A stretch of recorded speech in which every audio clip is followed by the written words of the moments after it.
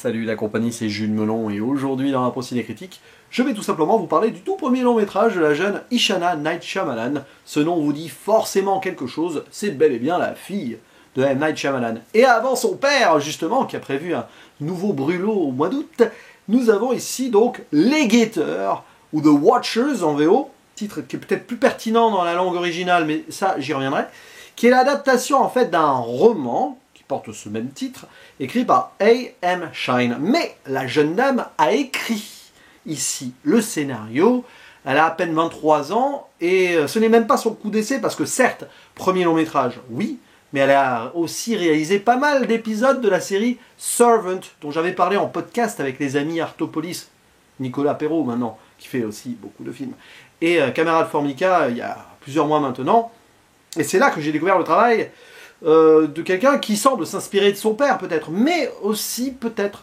prête à voler de ses propres ailes. Alors, M. Night Shyamalan est à la production, bien sûr, et au casting, dans le rôle principal, est quand même une actrice connue, Dakota Fanning, que vous avez pu découvrir petite dans La Guerre des Mondes. Citons aussi la présence de Georgina Campbell, qui s'est fait, elle, reconnaître dans le film Barbare, je crois que c'était sur Disney+, hein, il n'y a pas si longtemps que cela. Il y a également l'actrice de théâtre Owen Fouéré, voilà. Pour ne citer que ces trois principaux, il y en a un quatrième qu'on voit souvent, et même un autre personnage que je ne vais pas forcément détailler pour l'instant, interprété par John Lynch. Oui, je ferai une zone spoiler à un moment, voilà, je préviens, vous avez le timecode en bas, hein, pour pas vous faire surprendre. Et puis de toute façon, je vous le dirai quand je serai dans la zone spoiler. L'histoire est assez simple sur le papier. On va suivre Mina, qui est une jeune américaine, qui travaille donc en Irlande. Ça, c'est très important de le signaler. Ça se passe dans un pays qui a une histoire, un passé. Et un beau jour, elle doit ramener une sorte de perroquet à un zoo, je crois. Et pour ce faire, elle doit traverser une forêt qui est bien grande. Et elle va s'y perdre parce que la voiture va tomber en panne. Problème électromagnétique, on ne sait pas trop, bizarre. Et alors qu'elle est en errance, ou qu'elle cherche tout simplement de l'aide, elle va croiser une dame un peu âgée, voilà, qui court à travers les arbres, et celle-ci va lui dire « Vite, vite, vite, suivez-moi, sinon vous allez être en danger ». Et très vite, cette dame l'amène dans une sorte de maison isolée, forme de bunker, voilà, où sont déjà installées deux autres personnes. Hop, et d'emblée, hein, sans exposition, ni pour nous, ni pour elle, dans le film il y a une exposition hein, au préalable, eh bien, la jeune Mina est exposée, clairement, à ce qui se passe, où elle doit être figée, visage face à une sorte de miroir, mais derrière ce miroir sont les guetteurs, des créatures mystérieuses de la forêt, qui viennent observer chaque nuit, j'allais dire ces quatre cobayes, ouais, peut-être, ces quatre humains. Et là, on commence à faire mouliner le cerveau en se demandant, mais que se passe-t-il? Vous l'avez compris, hein, on est vraiment dans une vibe à la M. Night Shyamalan sur le papier, avec un mystère qui peut-être aura des révélations et des retournements de situation, avec un côté huis clos aussi, qu'on a vu assez récemment, en plus dans son cinéma, Knock at the Cabin par exemple, même Old, avec l'idée de ne pas pouvoir sortir d'un endroit bizarre avec des propriétés peut-être particulières. Et contexte qui va rappeler évidemment l'un des meilleurs films de M. Night Shyamalan, à savoir Le Village, avec cette forêt et peut-être des créatures dehors qui rôdent et qu'on entend, mais qu'on ne voit pas, du moins pendant une large partie du film.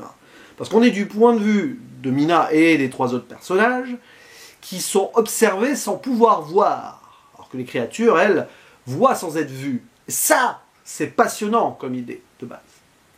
Et après, l'intrigue se développe. Et des choses vont nous être aussi révélées sur les personnages, notamment Mina, par rapport à son passé traumatique.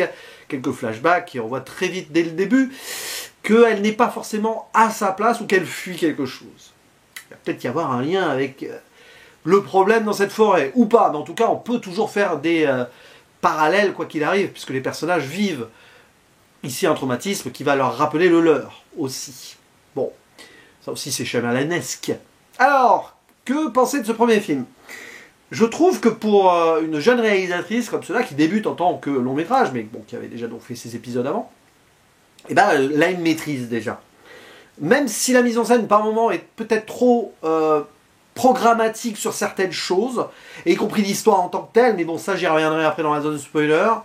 Ça fait le taf dans l'ambiance, dans l'atmosphère, et moi ce que j'ai préféré dans le film c'est la première heure en gros, hein, avant que des twists ou pas se développent. Là après j'ai eu quelques légers soucis, mais j'y reviendrai après.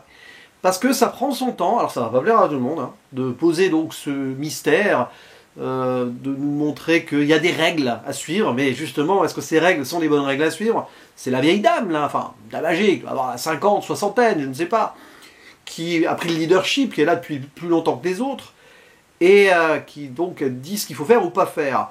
Et elle arrive là, et elle se demande s'il ne faut pas les remettre en cause, ces règles. Les deux jeunes qui sont en compagnie de la dame semblent suivre ça aveuglément, mais peut-être pas longtemps. Parce que les Watchers, les Gators, bien sûr, eh bien, oui, ils n'agissent que de nuit, donc on ne peut être dehors que de jour, et on ne peut pas aller trop loin, il y a des points de non-retour, parce qu'il faut être sûr de pouvoir revenir à la, j'allais dire à la cabane, au bunker, à la maison, si vous voulez, à temps. Et il faut vraiment observer le miroir, parce que sinon ils ne sont pas contents. C'est bizarre quand même. Il y a une sorte de mise en abîme d'ailleurs de l'observation, et ça c'est un peu le filigrane du film, à travers le regard de Mina bien sûr, le regard de ceux que l'on ne voit pas, donc effet miroir absolu, et le miroir il est même dans la dualité, et le double, ça j'y reviendrai après, mais par rapport au trauma et au passé de Mina, on le sait très vite qu'il va y avoir cela. D'ailleurs il y a une scène à un moment où elle s'observe dans le miroir, avant qu'elle arrive dans cette forêt, hein, où elle se déguise en une autre personne, donc elle-même elle n'a pas, on va dire, la facilité de son identité propre à elle. Bon, et donc c'est intéressant dans cette idée de nous, on voit un spectacle, on voit du cinéma, et on est les Watchers, on est les spectateurs, c'est pour ça que le terme Watchers en VO marche mieux, parce qu'on peut le traduire par spectateur, les viewers si vous voulez. Guetteur, nous non, quand on va voir un film on n'est pas un guetteur, quoi qu'on va guetter peut-être le retournement de situation, on va essayer de deviner, ok. Elle joue là-dessus, Ishana aussi, ça se sent. Et elle joue avec l'héritage de son père. Mais à un moment elle tombe dans l'héritage du père, dans des grosses ficelles que le père lui-même arrive à transcender, peut-être que ce film ne le fait pas. Bon, c'est un premier brûlot, on verra plus tard. Je pense qu'elle n'a pas voulu prendre trop de risques aussi, elle a voulu s'installer en disant, vous voyez, je suis la fille de mon père, je ne renie rien, au contraire, j'ai appris avec lui, mais peut-être qu'après je volerai de mes propres ailes. C'est le cas de le dire, tiens. Je vais me faire un parallèle avec quelque chose, mais je ne dis rien pour l'instant. Alors oui, ça marche. L'idée donc d'enfermer le côté méta de ces gens en mode télé-réalité, et en plus ils ont les seules cassettes qu'ils ont dans cet endroit très bizarre sur lequel on n'a aucune explication. C'est pas trop comment ils se mangent, visiblement ils se douchent jamais, ils sont là depuis des mois. Il y a des trucs il y a des trous dans la raquette et là tu te dis bon, ça va cacher des trucs derrière ou pas, mais bon. Mais ils regardent donc une télé-réalité, sorte d'île de la tentation mélangée à Secret Story ou voilà. Et tu te dis que peut-être eux-mêmes sont observés, qu'ils sont victimes d'une expérience. Quelle est l'expérience des Watchers autour? Pourquoi ils les regardent? C'est juste du spectacle ou autre? Et c'est vrai que là-dessus, tu peux aussi avoir des fausses pistes. Mais bon, il y a d'autres choses qui te font deviner certaines petites subtilités qui vont être ensuite bien étalées et bien expliquées. Trop expliquées. Parce que si l'ambiance, tout ça fonctionne, alors parfois ça s'étire un petit peu quand même, à partir du moment où on apprend des trucs, ça bavasse, on découvre des choses, et après il y a encore d'autres trucs. Et là, à un moment, j'étais là à me dire « Ah, c'est dommage, ça perd un petit peu sa substance, alors certes, on veut connecter à quelque chose, ça se passe en Irlande, c'est pas pour rien, mais c'est presque trop grossier dans de ce qu'on nous révèle, et à un moment, ça parle trop. Ça parle trop et ça ne nous dit pas forcément beaucoup plus par rapport à ce que ça nous dit. C'est un peu le problème du film. Mais sinon, c'est bien interprété. Oui, il y a des types de réalisation à la M. Night Shyamalan, c'est pour ça qu'on pense à ces films, hein, que j'ai cité au préalable d'ailleurs. On va aussi avoir peut-être quelque chose un petit peu... Un hommage à Hitchcock, son père est fan, hein. Mais les oiseaux, parce qu'il y a une histoire de l'oiseau, le perroquet, avec des oiseaux qu'il faut suivre, t'as un peu l'impression que ça pourrait y ressembler aussi. Avec le rapport à la nature et des humains peut-être, ou pas. Et j'ai pensé à Lost aussi pour une histoire de truc qui est découvert à un moment. Mais ça c'est le hasard, ou pas. C'est peut-être dans le bouquin aussi. Spoiler quand même, voilà, là je vais révéler les choses. Donc partez de cette vidéo si vous n'avez pas vu le film et que vous voulez en savoir le moins possible. Mais sinon, alors première chose, on apprend que Mina, très vite, hein, c'est un semi-spoiler, a une sœur jumelle qu'elle n'a plus vue depuis longtemps parce qu'elle a le traumatisme du passé. En tant que petite fille, elle a été responsable de la mort de sa mère dans un accident. Ça c'est glauque d'ailleurs, parce que on voit que Mina se qualifie elle-même d'humaine avec de gros défauts. C'est intéressant sur justement le rapport à l'humanité, le rapport à la monstruosité. Elle se dit un peu monstre d'avoir indirectement causé la mort de sa mère. Et aussi que sa sœur est un peu défigurée, ça, on le verra qu'à la fin. Donc il y a ça. Et deux, donc qui sont ces guetteurs, ces watchers? Alors là, c'est pour moi trop... Ouais, trop programmatique, trop évident même. Mais tant mieux pour l'évidence. Parce qu'à un moment, j'avais peur que ça soit tout dans la tête de Mina, avec l'histoire de dualité et tout ça. Mais non. Non, c'est assez factuel. Donc, il y a une histoire de fées, en fait. Hein, c'est le folklore irlandais. Ces guetteurs sont des fées, des dieux, si vous voulez, qui ont été un petit peu mis là, forcés par les humains, et qui se sont dégradés, et qui ont, on va dire, fomenté leur vengeance, parce qu'elles ont été bloquées dans cette forêt. Alors qu'elles vivaient avec les humains avant, en harmonie, tout ça, tout ça. Bon. Les fées qui sont devenues un peu maléfiques à cause des humains, elles veulent se venger des humains en les observant la nuit. Donc même pas en les tuant. Alors c'est pour ça que c'est bizarre sur le papier. Quelle est l'idée de l'observation scientifique? Pas vraiment, je ne sais pas, les faire souffrir, prendre un malin plaisir à les voir, là, paniquer, sans savoir, peut-être. Ça, c'est un peu vague, mais pourquoi pas. Il y a plein de petits trucs comme ça. Donc, ok. Et puis, la dame la plus âgée, Madeleine, hein, je crois que c'est ça son nom. Pas Madeleine Usher, mais c'est pas loin. On va avoir des petits trucs avec Edgar Allan Poe là derrière aussi, peut-être.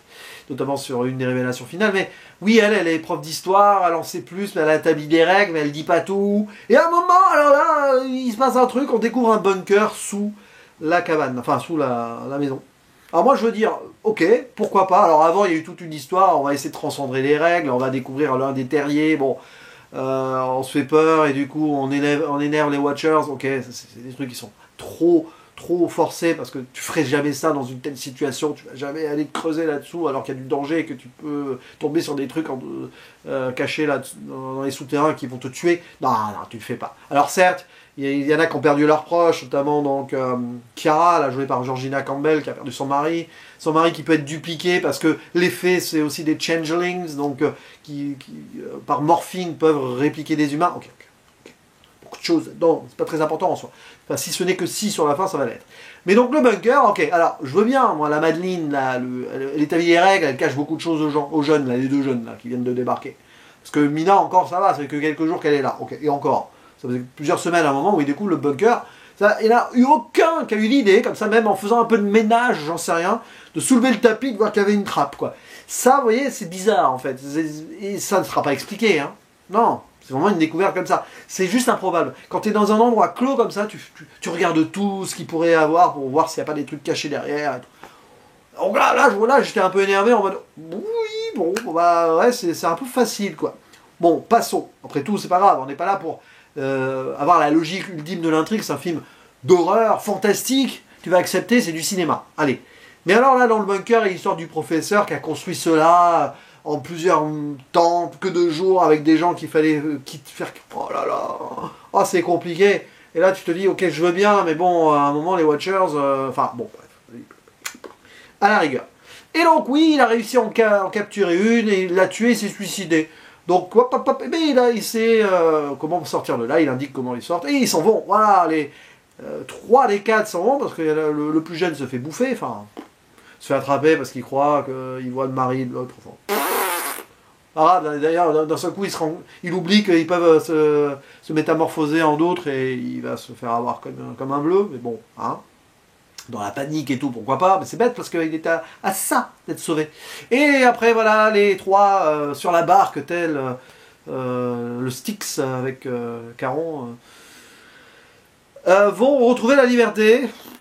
Ou pas. Mais oui, en soi. Alors, c'est là où intervient la dualité. Mina, elle a une jumelle, machin, chose, tout ça. Mais alors, c'est surtout qu'elle se rend compte, en allant à l'université et tout, que, eh ben, le professeur qui avait sur les vidéos, là, du bunker, il y avait une femme qui est morte. Et la femme qui est morte, c'est Madeleine. Donc, non, c'est pas Madeleine. C'était un changelin, une sorte de fée qui a réussi donc à s'infiltrer. Mais qui est diurne. Ah, voilà, oui, parce qu'elle peut marcher, elle, 2 jours. Voilà. Explication, pourquoi? Parce que c'est sûrement une moitié humain, moitié fée, parce que c'est expliqué qu'il y a eu des croisements et tout. Ok. Et donc on arrive à la fin où, en tant que fée, elle veut se venger, mais elle se rend compte qu'elle est à moitié humaine, donc elle laisse Mina en vie, elle arrive à sortir ses ailes et à prendre sa propre liberté pour peut-être trouver les siens sur cette terre, enfin, les descendants des siens. Et donc elle va peut-être voler de ses propres ailes. Peut-être que c'est du coup le message qu'a voulu faire passer Ishana Night Shyamalan, c'est que voilà, elle a fait ce film et à la fin, elle le dit, je vais voler de mes propres ailes maintenant, ce n'est qu'un premier brûlot. Oui, c'est très typé ce que fait mon père, mais voilà. Mais vous voyez, au niveau des thématiques et tout, il y a des choses super passionnantes sur être observé sans être vu, tout ça, la télé-réalité et tout. Mais en fait, ça va en éclat parce que c'est juste du folklore irlandais. Il y a un raccord avec l'humanité, un côté écologiste en soi. L'humain a fait n'importe quoi, les faits se vengent. Mina, elle pense avoir fait n'importe quoi. Qui est le monstre, l'humain ou pas? Et encore, c'est super en mode réplique, dialogue et tout, mais c'est super survolé. C'est pas très intelligent, ça aurait dû pas être dit. Genre, à un moment, la métamorphe d'Urne, là, voilà, les humains et tout, voyons. Je ferme la zone spoiler. Je veux pas m'énerver parce que c'est un premier long métrage et parce qu'il y a des bonnes choses, il y a une bonne ambiance, il y a des trucs qui sont passionnants aussi. Malheureusement, qui ont du mal à se faire raccord. Là, je vous renvoie à ma zone spoiler. Mais disons que dans les thématiques et dans ce que ça veut montrer ou ce que ça ne veut pas montrer ou ce que ça veut trop dire, bah, on sent qu'il y a presque parfois deux films en un ou des petites promesses qui auraient mieux fonctionné si on n'avait pas voulu trop expliquer les choses. Après, il fallait expliquer par rapport au message et à l'histoire de base. Mais donc, ouais, c'est un peu frustré hein, sur certains points que je ressors de ce film, mais pour quelqu'un qui réalise son premier long métrage, qui donc avoir 23 ans ou à peine, certes c'est la fille d'M. Night Shyamalan, certes elle n'est pas là par hasard, parce que si elle n'avait pas été la fille d'M. Night Shyamalan, elle n'aurait jamais pu faire un long métrage comme ça sorti au cinéma à 23 ans, bien sûr, mais elle sait faire. Elle a bien observé, c'est elle aussi la guetteuse, hein, la watcher, ce que son papa a fait pendant toutes ces années, et elle sort quelque chose qui est proche de l'ADN de son père, ce qui est logique. Hein. Les chiens ne font pas des chats. Mais bon, voilà, d'où les maladresses, d'où peut-être vouloir trop bien faire aussi sur certains points, et on sent qu'il y a une promesse d'avenir. Il y avait des promesses déjà, de toute façon, sur le plan technique et esthétique. On les a vus dans les 6-7 épisodes qu'elle a fait, je crois, pour The Servant. Très bien. Là, allez, il va falloir faire autre chose après, sortir un petit peu du moule de papa, sortir les personnages en huis clos avec un mystère et des twists. Hein. Bon, rester dans des mystères, mais le faire autrement peut-être. Et on verra bien ce que ça donne plus tard. Mais elle a un rapport à l'humain qui est intéressant et qui est dans l'héritage du père aussi, mais qu'elle peut faire évoluer autrement, ça se sent. Donc on suivra sa carrière avec intérêt. N'hésitez pas à dire en commentaire ce que vous pensez donc de The Watchers, les guetteurs. Comme pas terrible le titre français là-dessus. Hein. Si vous avez été déçu, si vous avez au contraire été subjugué, parce qu'il y a des gens qui vont beaucoup aimer, je le sens, n'hésitez pas à le dire en commentaire. On en discute. Je vous dis à la prochaine. Ciao.